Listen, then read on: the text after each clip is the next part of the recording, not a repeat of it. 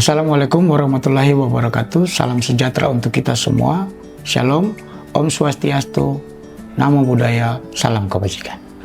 Perkenalkan, nama saya Alfred Ernest Martin Usmani, salah satu dosen program studi akuntansi Fakultas Ekonomi dan Bisnis Universitas Patimura. Pada saat ini saya akan menjelaskan salah satu mata kuliah yang saya ampu, yaitu komputerisasi akuntansi.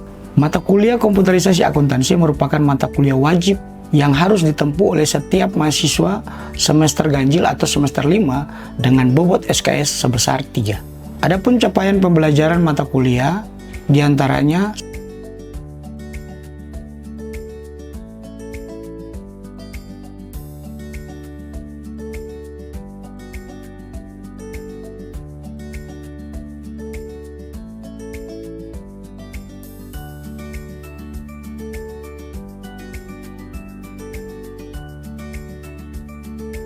Adapun deskripsi mata kuliah ini, antara lain, mata kuliah ini berisi materi praktek yang memberikan pemahaman tentang penyajian laporan keuangan dengan menggunakan program Accurate versi 5 yang diawali dengan pembuatan database baru, pengaturan awal, pembuatan chart of account, data pemasok, data pelanggan, selanjutnya penginputan transaksi pada modul persediaan, pembelian, penjualan, kas dan bank, buku besar dan jurnal penutup, sampai dengan menyusun laporan keuangan entitas.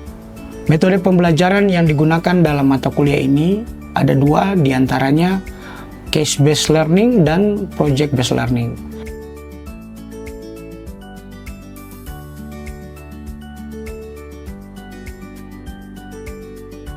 Untuk sistem penilaian yang dilakukan pada mata kuliah ini dilakukan secara transparan yang disampaikan melalui WhatsApp.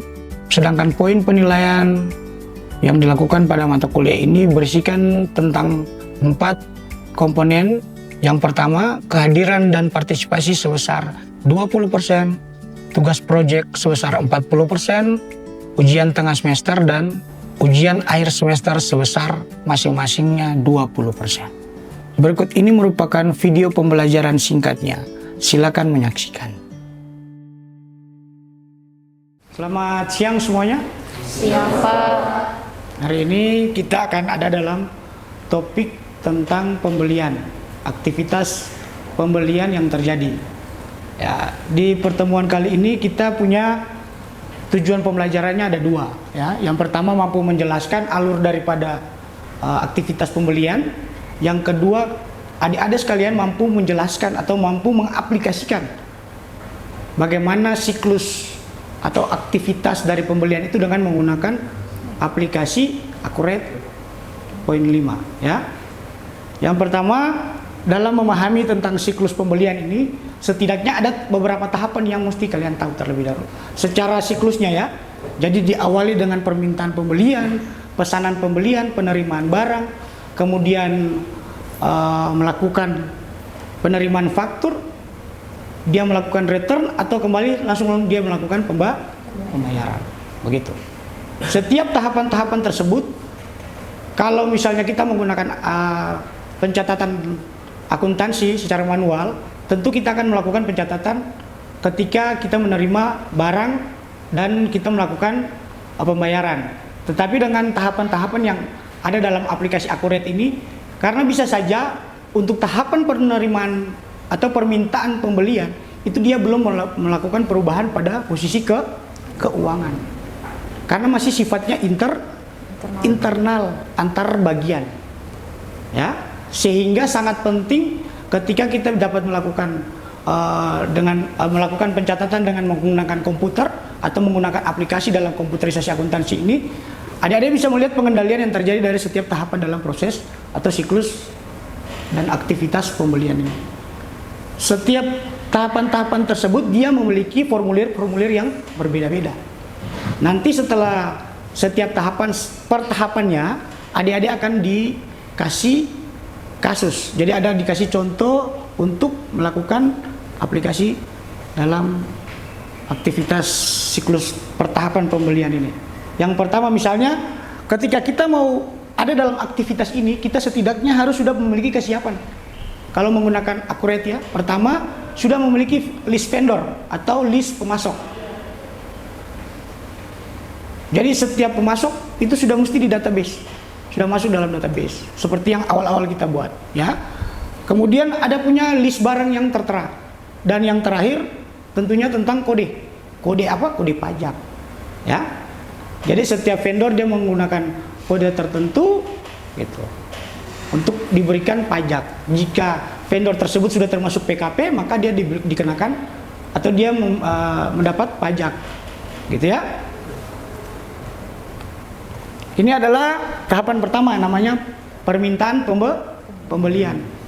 Ini adalah tahap atau formulir yang menggambarkan kondisi permintaan pembelian dengan menggunakan aplikasi Accurate, ya. Adik-adik boleh membuka aplikasinya sekaligus dengan membuka database yang sudah adik-adik punya. Jadi dengan formulir ini masih sifatnya internal, ya. Jadi merupakan formulir untuk internal perusahaan yang berfungsi untuk mencatat permintaan.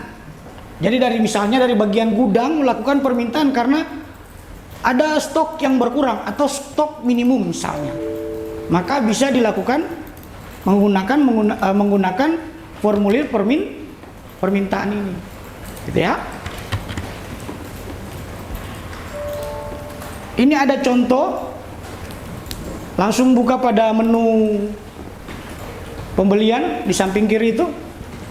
Di menu tampilan kiri itu ada yang namanya modul pembelian. Tampilannya seperti ini, seperti tadi yang di awal slide itu, ya. Di modul pembelian untuk membuka formulirnya kita dapat mengklik menu permintaan pembelian ini, atau bisa juga melalui aktivitas pembelian dan permintaan pembelian, gitu ya, sama aja. Tapi yang lebih mudah ya menggunakan menu di samping kiri ini. Oke, di dalam menu tersebut tertera nomor permintaan, nomor formulir permintaan, kemudian tanggal formulir permintaan, dan identifikasi barang yang akan kalian isi. Misalnya dari contoh kasus yang tadi itu, teman-teman diharapkan untuk membuat transaksi tentang bagian gudang melakukan permintaan pembelian untuk beberapa barang karena stok minimum misalnya. Yang pertama ada AC Changchong, ya. Yang kedua ada lemari 2 pintu, dan yang ketiga ada kulkas Toshiba. Item barangnya sudah ada tuh. Silakan dibuat, ya.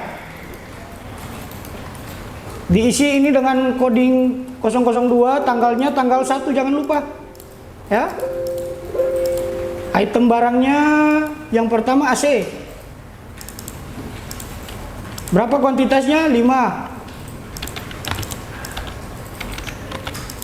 Yang ini pakai tanggal 1 ya, required date-nya. Di bagian ujung proyek tekan enter, dia akan masuk pada identifikasi item kedua. Berikutnya lemari kaca ya, 2 pintu ya, 5. Jangan lupa tanggalnya. Yang ketiga kulkas ya, kulkas Toshiba. Di opsi yang di bawah tentang deskripsi itu adik-adik mengisi deskripsi pembeliannya. Bagian gudang melakukan permintaan untuk pembelian barang, beberapa barang karena stok minimum. Tuh.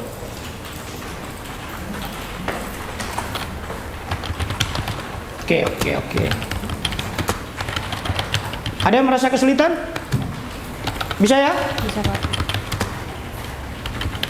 Bisa?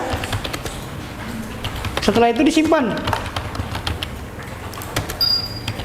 Ketika menyimpan transaksi yang terjadi dalam formulir tersebut, dia akan bunyi. Itu tandanya bukti bahwa dia sudah melakukan rekaman. Ya. Setelah kita mengisi formulir tersebut, kita perlu melihat apakah formulir tersebut sudah direkam ataukah belum. Ya. Kita bisa melihatnya dengan mengklik daftar, lalu pembelian dan permintaan pembelian. Ini daftar permintaan pembelian nih, ya. Daftar yang sudah kalian buat, dia akan muncul secara listnya. Sudah direkap. Jadi setiap formulir yang direkam akan muncul di sini. Bagaimana kalau kalian mau mengeditnya atau menghapusnya? Kalau mau mengubah silakan mengubah, dia akan membuka tampilan formulir kembali. Kalau mau menghapus, tinggal mengklik hapus. Ketika dianggap keliru, begitu. Atau kalau mau mengubah secara langsung bisa. Mengubah maka dia akan membuka formulir purchase requestion atau permintaan pembelian. Jelas? Ada yang bingung? Bisa? Oke, kita lanjut. Tahap berikutnya. Setelah melakukan permintaan, kita akan ada dalam pesanan. Jadi ketika bagian gudang melakukan permintaan pembelian, maka yang bertugas untuk melakukan pembelian adalah bagian pembelian. Ya, bagian pesanan. Dia akan melakukan pesanan tuh. Dia yang bertugas melakukan pesanan. Bukan bagian gudangnya. Bagian gudang hanya menyediakan barang tuh. Stoknya habis nih, minta dong tolong beli gitu. Oke? Untuk membuka formulirnya, kita tinggal mengklik menu pesanan pembelian. Di sini teman-teman terlebih dahulu harus mengisi setiap item yang tertera, entah itu vendor atau detail formulirnya. Ya, yang pertama tentang vendor. Itu harus dipilih. Ketika sudah menentukan vendornya dan sudah mengidentifikasi barang yang akan dibeli atau akan dipesan, itu tidak bisa lagi dihapus atau tidak bisa lagi dirubah vendornya. Untuk vendornya. Jadi ketika vendornya sudah dipilih, misalnya di transaksi berikutnya tentang formulir ini, contoh kasusnya atau contoh soalnya adalah perusahaan memesan lemari dua pintu yang kaca sebanyak 10 set, 10 buah dengan harga per buahnya adalah 1.600.000. Terminnya 2/10 N30. Tahu maksudnya? Tahu Pak. Apa? Jadi batas pembayaran itu melakukan pembayaran atau pengkreditan itu 30 hari. Kalau 2/10 itu jika dia membayar dalam waktu 10 hari maka dia mendapatkan potongan 2% atau 2%. Oke. Jadi kalau dalam pembayarannya diberikan masa untuk pembayaran sampai dengan 30 hari. 10 hari ketika dia mau lakukan pembayaran dalam jangka waktu 10 hari dia akan diberikan diskon sebesar 2%. Ya. Ini formulir pesanan pembelian seperti ini. Pertama kita melakukan pembelian vendor. Oke? Vendornya siapa? Aneka Furnitur. Ini ya, Aneka Furnitur. Setelah itu kita tentukan PO numbernya. PO itu singkatan dari purchase order. Ya. Jadi dia dengan number PO number PO/7/001. PO date-nya tanggal berapa dia pesan? Tanggal 1. Expire date-nya tergantung kebijakan perusahaan. Ketika dia melakukan pesanan itu akan berlaku sampai berapa hari, gitu ya. Misalnya di kebijakan kali ini di kasus ini 10 hari. Jadi dari tanggal 1 sampai dengan tanggal 10. FOB ini adalah poin di mana pengiriman barangnya nanti sampai di mana? Di tempat tujuan kah atau di poin tertentu saja. Ya. Di sini kita melakukan destination, memilih destination karena sampai di permintaannya harus sampai di tempat tujuan. Oke? Lalu kemudian yang termnya tadi sudah ada. Yang ship via-nya itu dia mau dikirim menggunakan apa? Mobil pick up. Berarti ada ongkos apa tuh? Ongkos kirim kah? Iya Pak. Nanti kita akan bahas itu. Setelah itu Anda bisa melakukan penyimpanan. Jadi karena vendornya merupakan PKP, pengusaha kena pajak, jadi langsung dia dikenakan pajak tuh. Tapi bisa juga ketika misalnya harga total barang itu sudah termasuk dalam pajak. Kalau memang seperti itu, maka kita tinggal menceklis yang including tax. Ini nih, inclusive tax, sorry. Ya. Di checklist, maka nilainya akan berubah tuh. Ya kan? Kelihatan tuh? Kalau tidak menggunakan inclusive tax, nilai harga perolehannya kemudian 10% daripada itu. Ya, jadi 17.600. Tapi kalau misalnya pakai inclusive tax, maka nilainya jadi totalnya 16 juta doang gitu. Ya? Bisa? Oke. Non inklusif ya. Unchecklist lah ya. Save and tutup. Simpan dan tutup. Sudah? Untuk melihat daftar yang telah kita buat, pesanan pembelian, daftar dan pesanan pembelian. Untuk mengubah maupun menghapus sama seperti formulir permintaan tadi, ya. Jadi bisa mengklik kanan pada formulirnya, list formulirnya, langsung menghapus, atau mau mengubah, tinggal mengklik kanan dan ubah. Sampai di sini ada yang mau bertanya? Terkait waktu pembelian dengan uang muka, Pak. Oh, jadi boleh. Jadi ada proses pemesanan yang langsung dilakukan dengan melakukan pembayaran uang muka. Kalau sebelum melakukan pembayaran uang muka, berarti itu dia juga belum merubah posisi keuangan. Belum. Karena belum ada yang dia keluarkan. Ya toh? Dia cuma baru melakukan order. Purchase or order. Dia cuma baru melakukan pesanan. Tapi ketika dia melakukan pesanan dengan melakukan pembayaran uang muka terlebih dahulu, maka sudah ada yang dia keluarkan. Apa yang dia keluarkan? Uang. Misalnya, saya punya kasus lebih lanjut. Sama kayak yang tadi. Tetapi dia melakukan pembayaran uang muka sebesar berapa? 5 juta. Coba, buka formulir yang sama. Di daftar yang tadi itu, daftar purchase order, yang baru sebelah kiri itu untuk baru. Untuk membuka formulir yang baru. Diklik saja.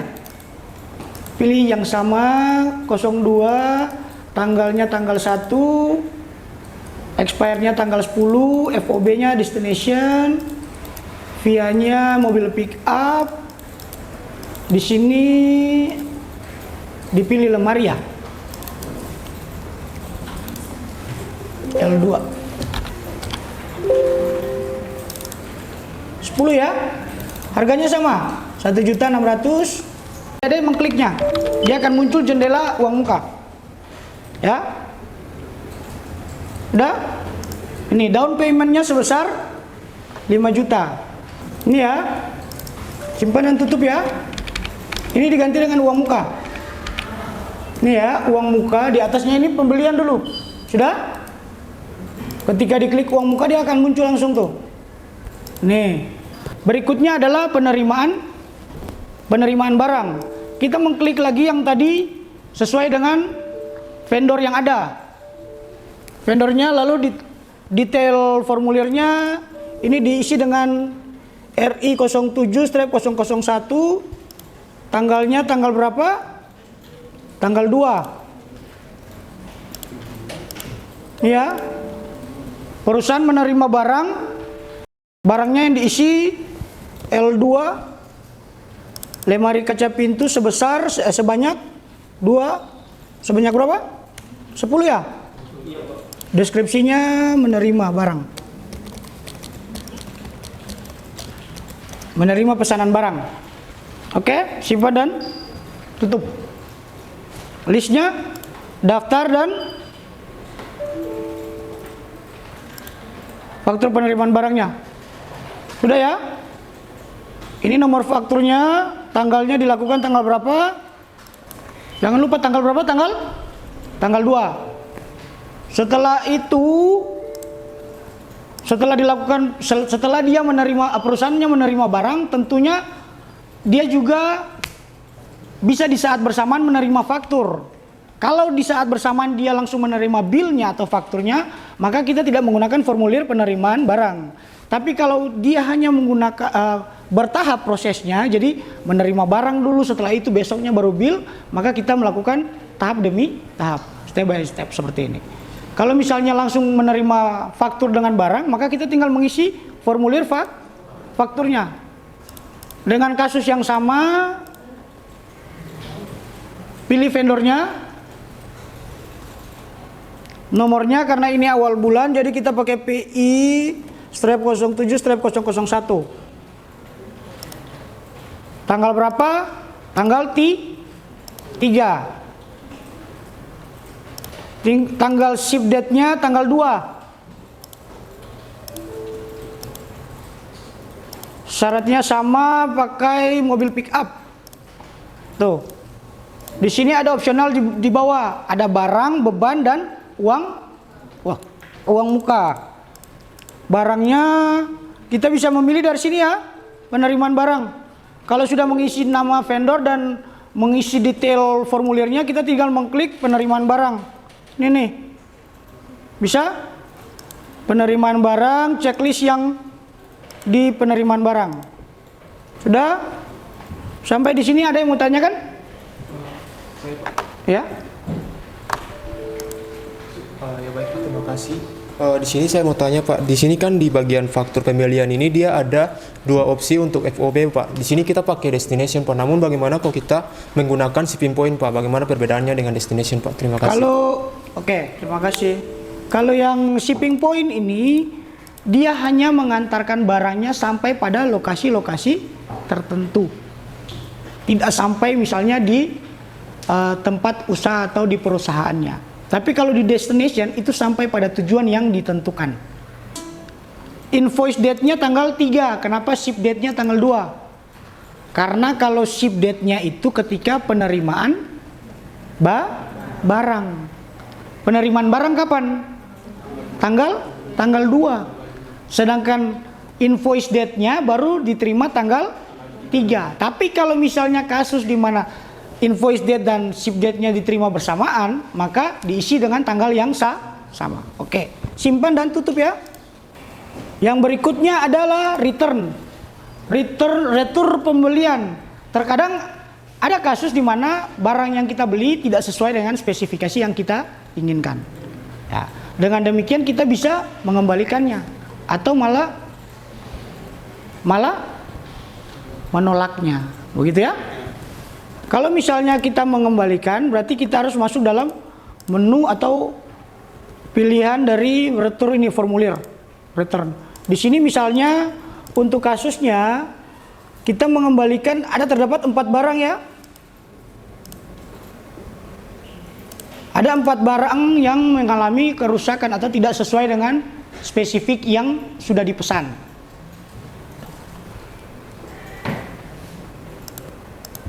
Pilih vendornya sama, tanggal yang dilakukan return itu tanggal berapa? Tanggal 4. Oke, di sini kita tinggal memilih nih. Dia merupakan pemasok kena pajak tidak? Kalau iya, karena dia sudah potong PPN, maka kita harus checklist. Kemudian yang kedua, di sini bisa menentukan langsung yang kita formulir sebelumnya tentang barang yang kita pesan.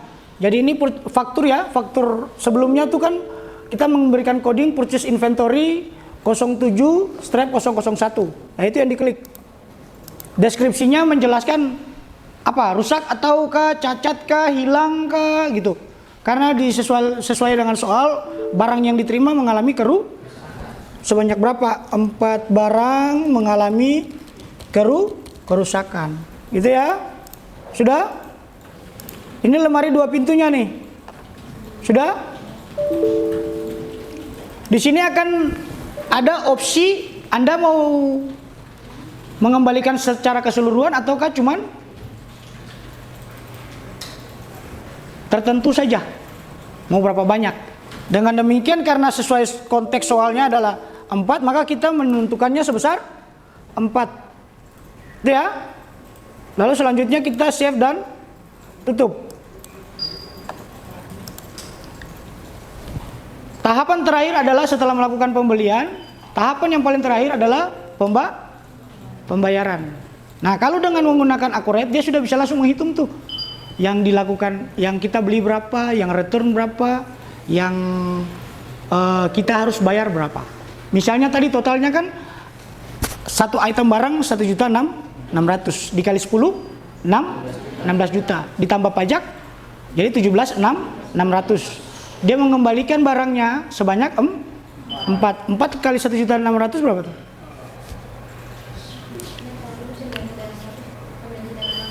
Dikali berapa tuh?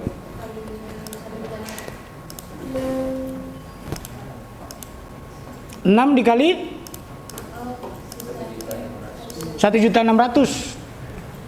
Kalau 4 kali 1.600.000 berapa? 4 juta, 2 juta, 6 juta, 6.400.000 tambah pajak 600 lebih, jadi sekitar 7 juta lebih lah, gitu ya. Jadi sekitar yang dia akan bayarkan ditambah dengan pajak, tinggal kita checklist di bawah sini, 11.200.000, gitu kan? Oke? Setelah itu kalau di sini, di sini kita bisa memberikan opsional nih, mau memilih membayar dengan menggunakan apa? Akun yang mana? Jadi akun bank BCA atau kas di tangan yang dalam jumlah rupiah, atau misalnya mandiri yang dalam jumlah rupiah mata uangnya.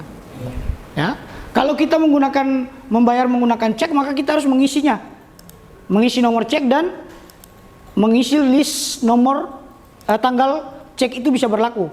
Tadi pembayarannya tanggal berapa? Pembayarannya tanggal berapa? Tanggal tanggal 5 Juli dilakukan pembayaran atas transaksi. Memonya pelunasan apa? Pelunasan faktur berapa? PI 070/001. Kalau misalnya kita melakukan pembayaran menggunakan cek, maka kita harus mengisi nomor cek, nomor cek yang berlaku. Misalnya 2 hari setelah kita melakukan pembayaran baru cek itu berlaku. Nah, itu bisa. Tapi kalau tidak membayar menggunakan cek, maka Anda langsung di atas payment date-nya, nomor ceknya di bawah juga harus tanggal 5. Sama ya, harus sama. Setelah itu tinggal simpan dan tutup. Dari sini kita sudah dapat menyelesaikan siklus pembelian, gitu. Nanti ada beberapa siklus lagi yang bisa dipelajari. Ada penjualan, gitu kan? Sampai sini ada yang mau ditanyakan?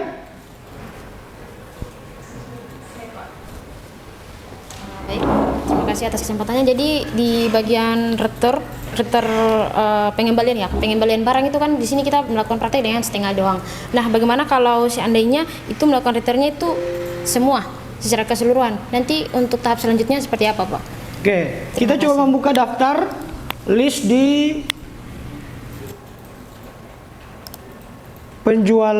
pembelian dan pembayaran dulu, karena tadi kita sudah melakukan rekap. Kita hapus semua tuh, hapus di pembayaran, hapus daftar listnya yang di pembayaran, supaya dia masih teridentifikasi belum dilakukan pembayaran.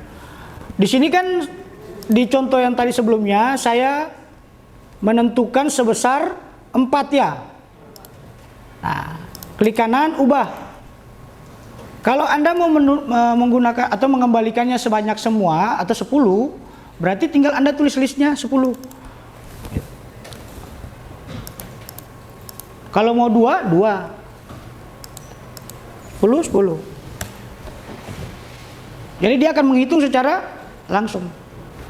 Ketika kita mengklik, amount-nya langsung berubah nanti. Nih, lihat ya, nilai yang berubah, perbarui. Jumlah yang tadinya 6.400.000 dia langsung menjadi 16 juta. Oke, sampai di sini tidak ada lagi yang mau bertanya. Ada lagi? Oke, paham? Oke, sekian pertemuan kita hari ini ya. Terima kasih. Demikian deskripsi singkat dan video proses pembelajaran untuk mata kuliah komputerisasi akuntansi. Assalamualaikum warahmatullahi wabarakatuh. Shalom.